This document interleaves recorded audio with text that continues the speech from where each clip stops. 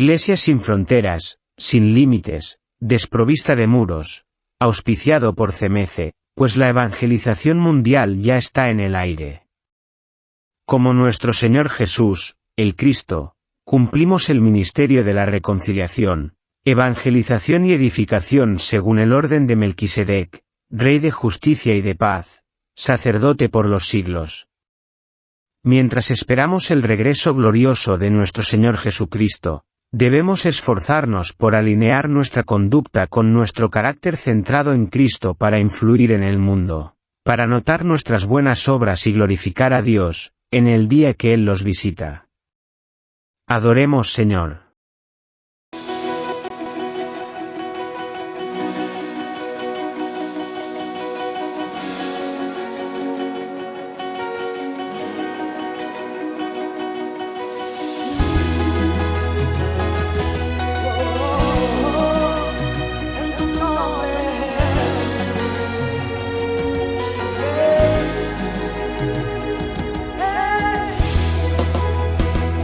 Ay,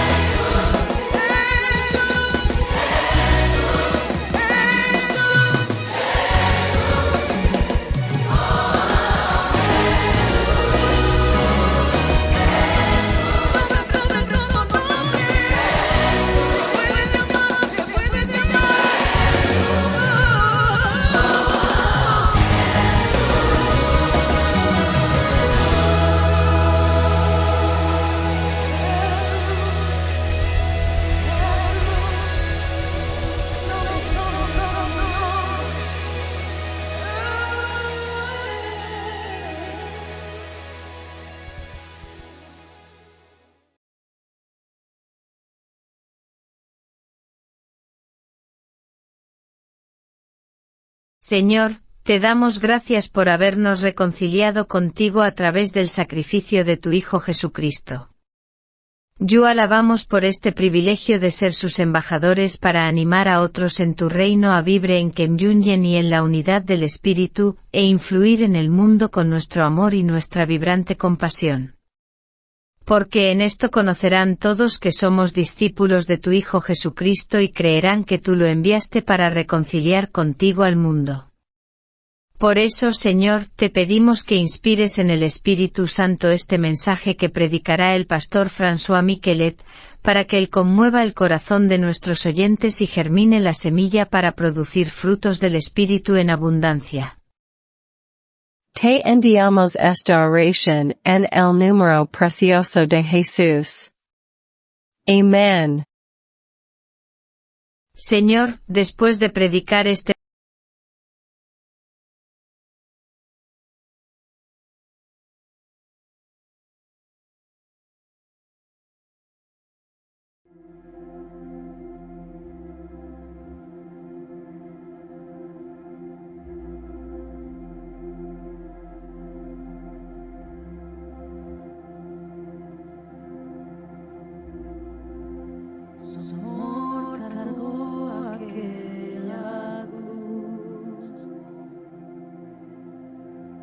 preciosa sangre de Jesús, con mi vergüenza y servicio, su muerte es la prueba de su amor. Por mí soportas el dolor. Sufrir en la cruz no te importó. Con toda mi alma cantaré, hermoso Dios, eterno Rey, mi Salvador, glorioso es mi libertad, comprada fue, me rescató, su gracia ayer.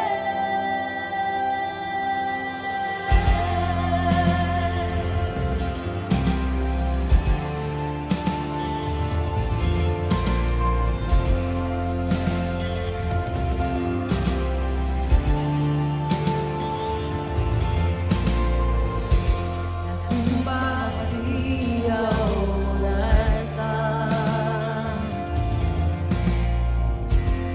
eterna esperanza tú me das. Tu muerte partió el velo en dos, tu resurrección la historia.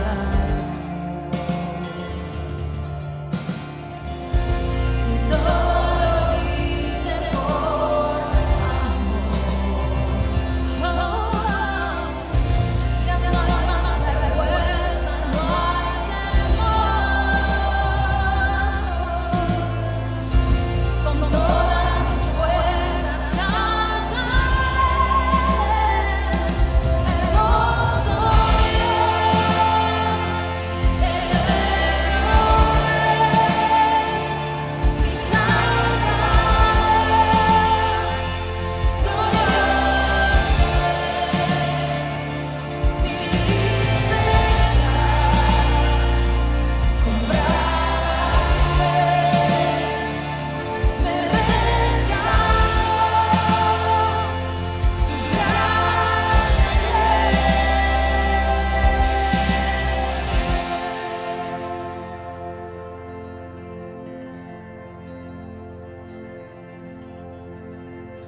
mira tu cruz, yo soy libre, con poder la muerte venciste, por la eternidad yo te adoraré, y de gracia en gracia iré.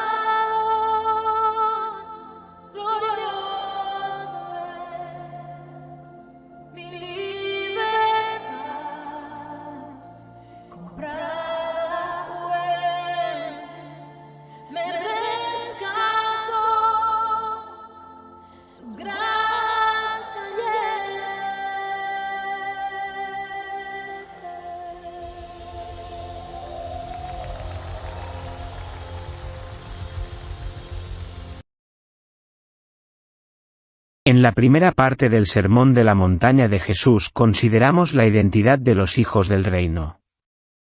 Hemos mostrado que pueden ser identificados por sus retratos, su influencia en el mundo y por su sumisión a la ley de Cristo. En la segunda parte del sermón, consideramos la percepción de los niños sobre el reino. El Señor nos enseñó que las cosas materiales son temporales y las espirituales son eternas.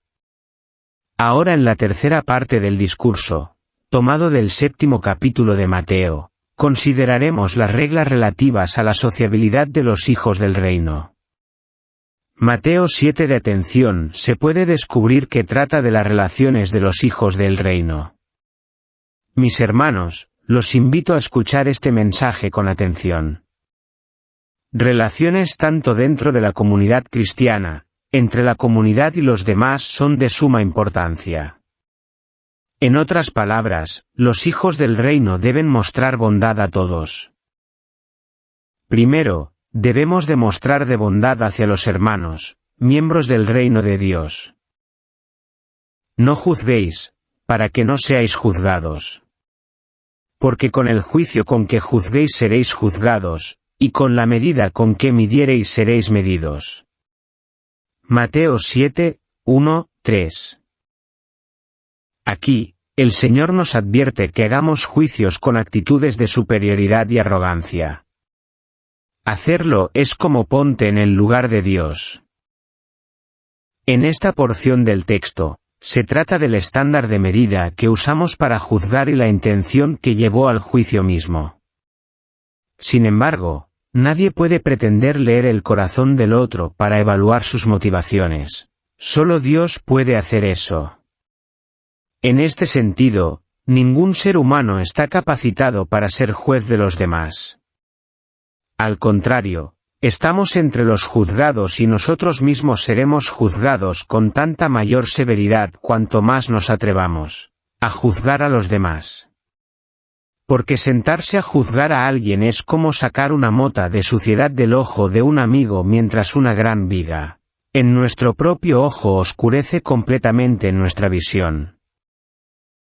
Sin embargo, si leemos las palabras de Jesús en contexto, vemos que Jesús no tenía la intención de prohibir el juicio. La palabra griega para juicio tiene una amplia gama de significados. Se traduce en la Biblia como vengar, estimar, ordenar, juzgar, condenar, criticar. Todos estos verbos requieren recopilar hechos, distinguir opciones y emitir juicios. Aquí Jesús dijo, no juzguéis. Pero en el versículo 6 dice, no deis cosas santas a los perros, ni echéis vuestras perlas delante de los cerdos.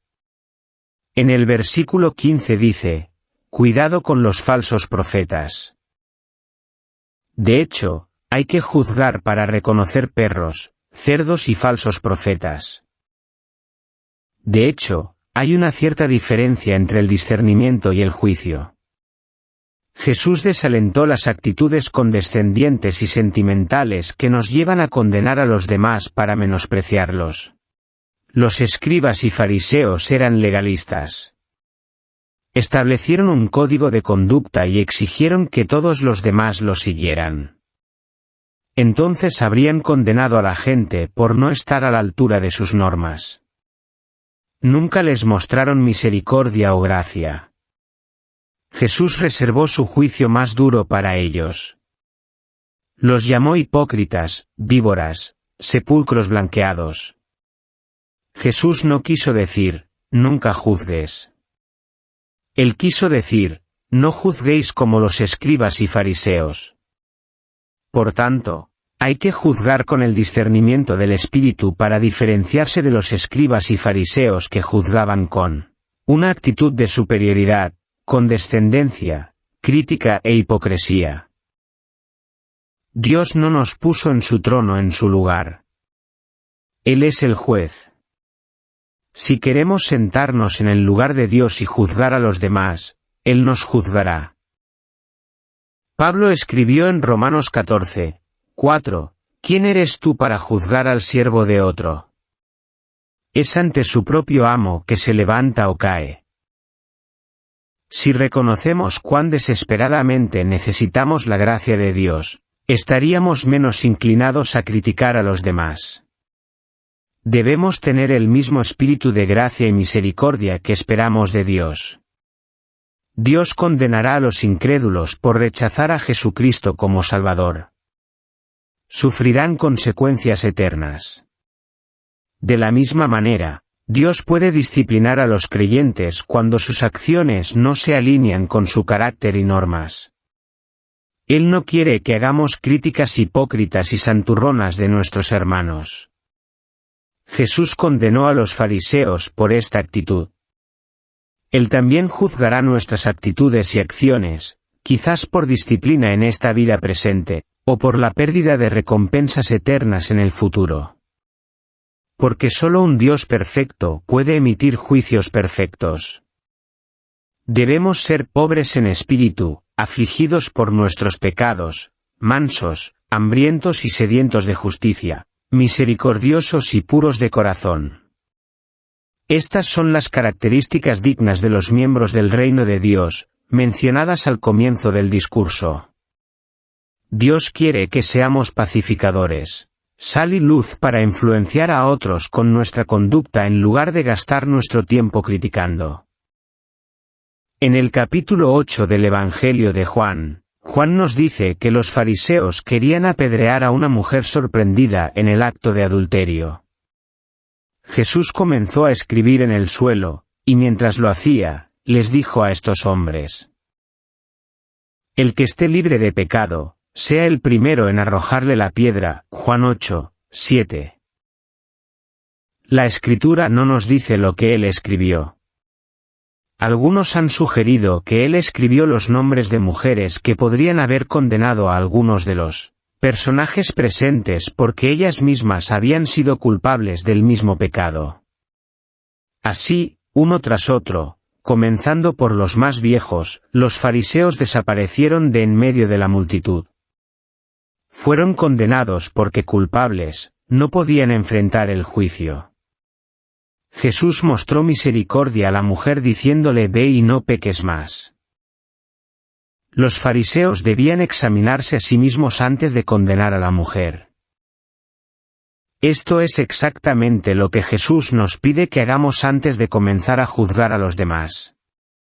Debemos examinarnos a nosotros mismos antes de examinar a los demás. El Señor dice: ¿Por qué ves la paja que está en el ojo de tu hermano, y no ves la viga que está en tu ojo? ¿O cómo puedes decir a tu hermano: déjame sacarte una astilla de tu ojo, tú que tienes una viga en el tuyo? Hipócrita, quita primero la viga de tu ojo, y entonces verás cómo sacar la paja del ojo de tu hermano. Mateo 7, 3-5. Estas dos preguntas ¿por qué y cómo aquí se enumeran en la lista de las llamadas preguntas socráticas para aclaración o implicaciones? En estas preguntas ¿por qué y cómo?, el creyente que es guiado por el Espíritu debe poder examinarse a sí mismo para aclarar su posición, para evaluar la motivación del otro antes de emitir un juicio. En la economía del reino, la medida que usemos será la medida que se nos aplicará a nosotros, a nuestros hogares, a nuestros hijos, etc. En otras palabras, cosecharemos lo que sembramos. Es por eso que debemos ser claros y caritativos al emitir un juicio. Por tanto, no juzguéis antes de tiempo, hasta que venga el Señor, el cual sacará a luz lo oculto en las tinieblas, y manifestará los propósitos de los corazones. Entonces cada uno recibirá de Dios la alabanza que le corresponde. 1 Corintios 4, 5. Aquí, Jesús dio un ejemplo, diría ridículo, para mostrar a la gente el alcance de su hipocresía. La viga y la veta son piezas de madera de diferentes tamaños. Jesús observó que el pecado que criticamos suele ser el mismo que cometemos, pero el pecado nos ciega tanto que ni siquiera podemos verlo. Una mujer envía regularmente correos electrónicos que contienen errores tipográficos y gramaticales a la lista de distribución de una empresa. Uno de sus colegas respondió a todos con un correo electrónico que contenía un error tipográfico. La primera mujer respondió a todos alentando a todos a revisar su correo electrónico ya que los errores tipográficos tergiversan el grupo. Ella trata de quitar la mancha del ojo de su compañero de trabajo, pero aún no ve la viga en su propio ojo.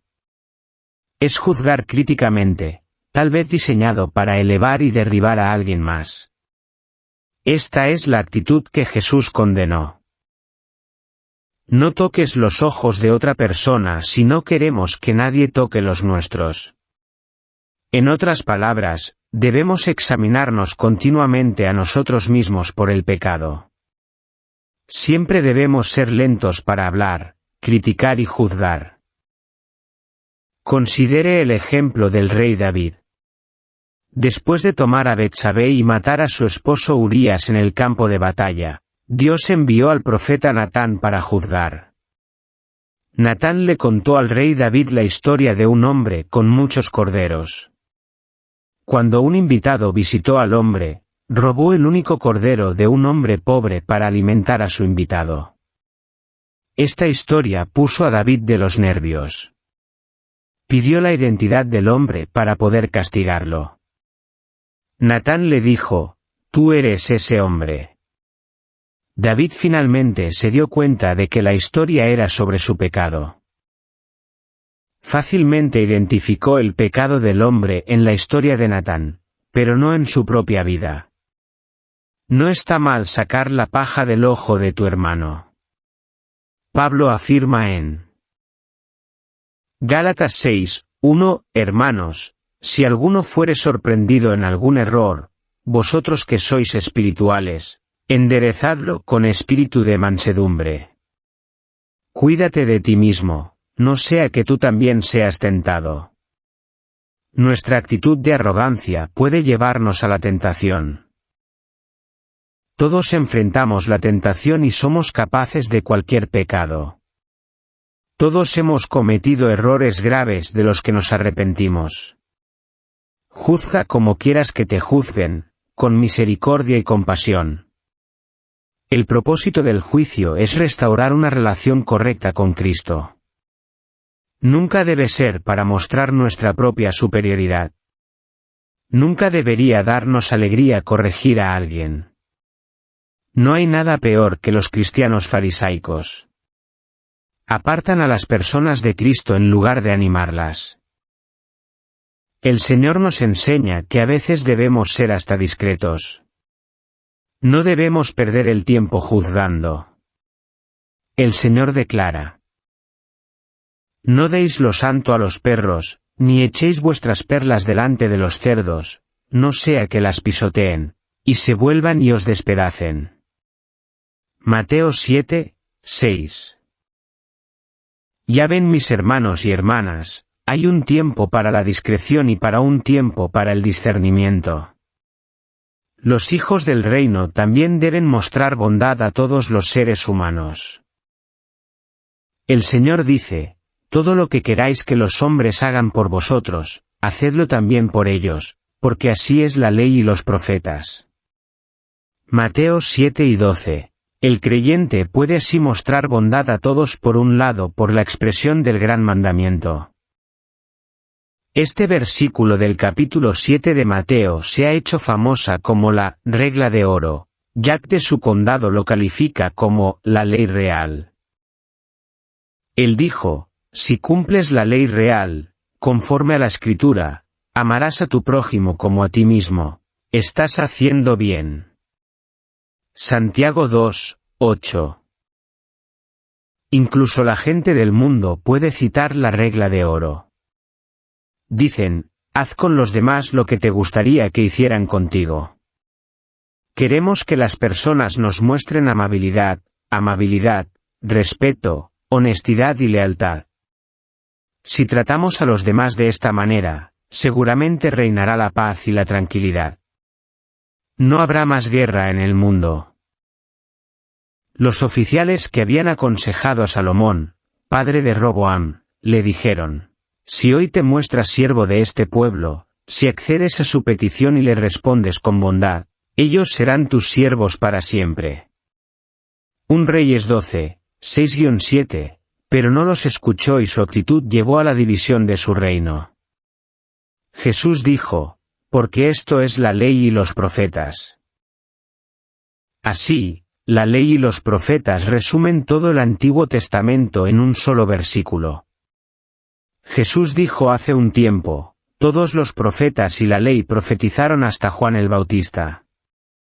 Mateo 11:13.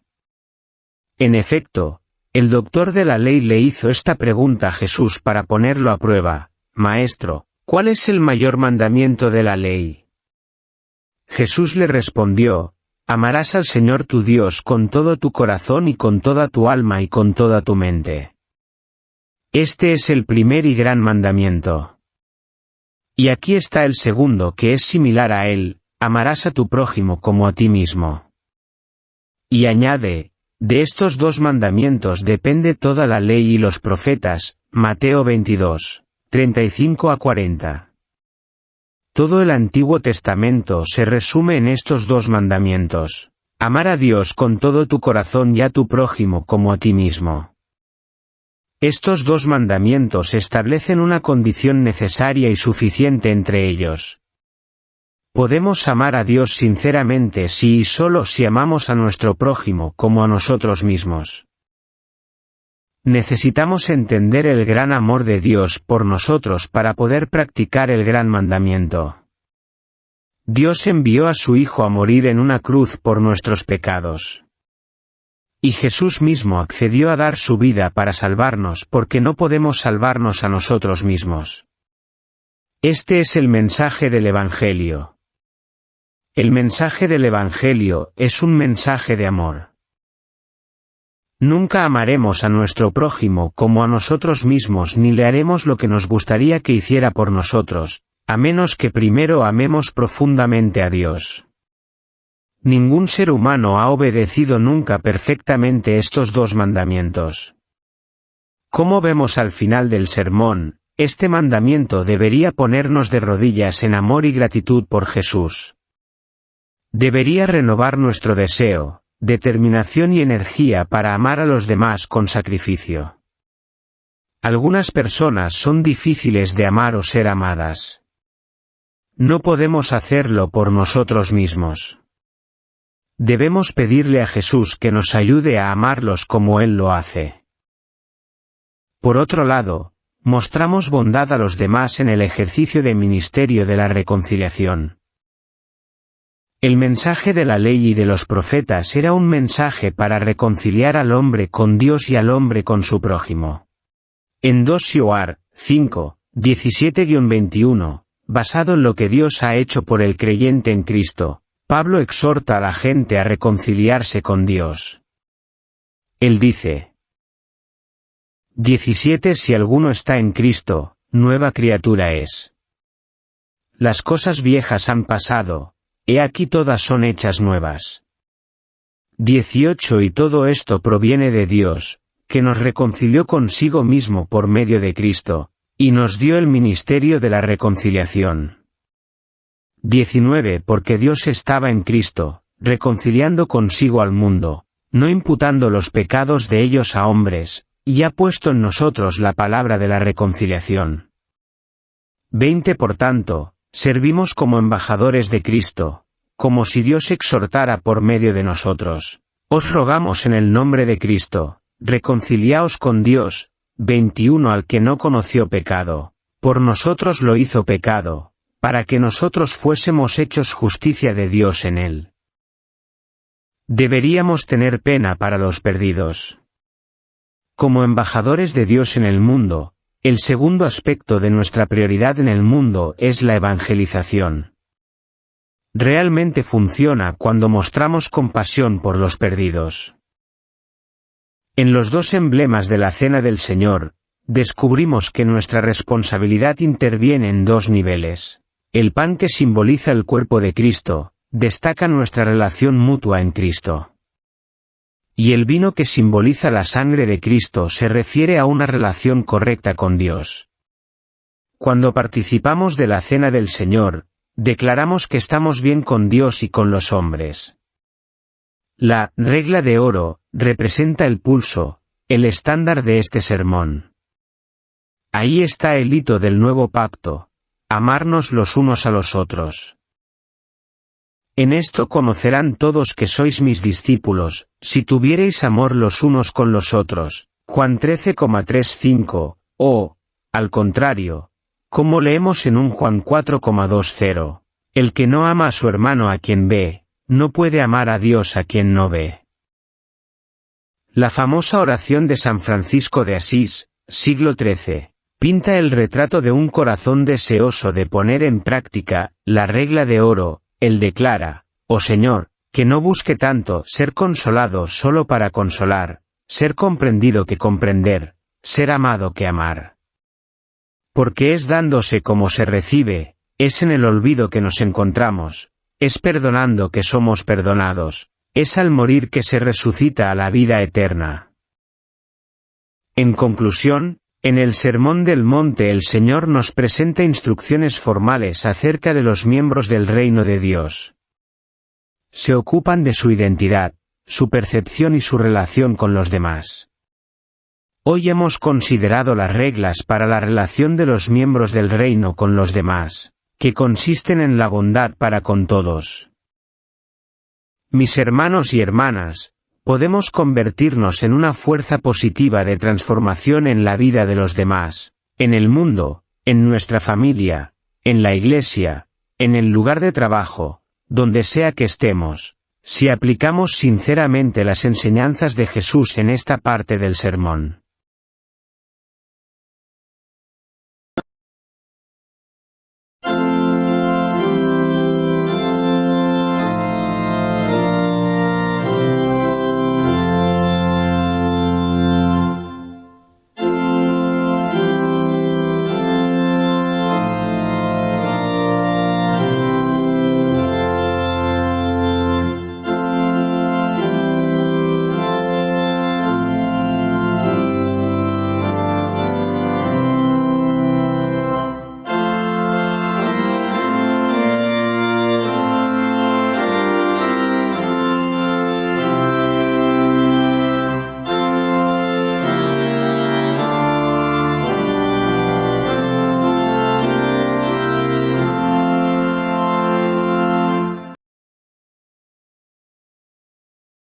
Señor, después de predicar este mensaje, sabemos que Satanás y sus ángeles tratarán de sofocar la semilla para evitar que germine. Te pedimos, Señor, Dios Todopoderoso, que la guardes y la metas profundamente en el corazón de nuestros oyentes para que seas gradualmente transformado en la imagen de tu Hijo Jesucristo, el modelo divino, en la estatua de un hombre adulto, apto para toda buena obra. En Jesucristo te lo pedimos, amén. El Dios de paz que levantó de la muerte por medio de la sangre del pacto eterno a nuestro Señor Jesús, el gran pastor de las ovejas, les dé todo lo que necesiten para que hagan lo que a Él le agrada. También le ruego que haga en nuestra vida lo que Él quiera y que lo haga a través de Jesucristo. Que se dé honor a Jesús por toda la eternidad. Así sea.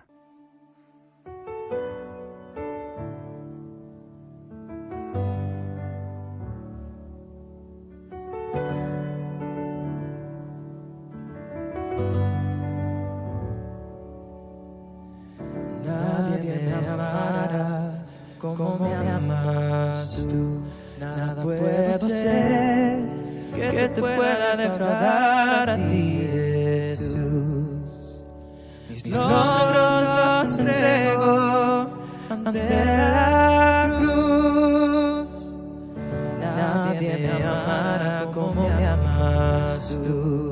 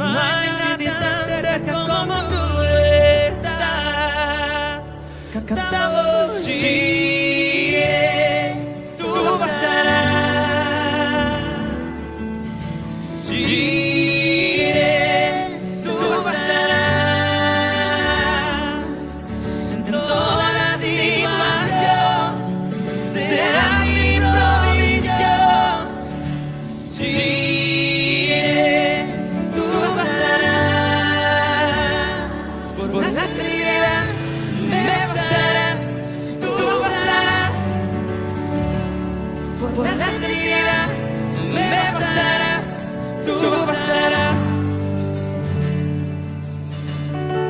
No quiero olvidar lo que siento en la cima. Yo puedo recordar tu fidelidad. Conmigo estarás en la oscuridad. No quiero olvidar lo que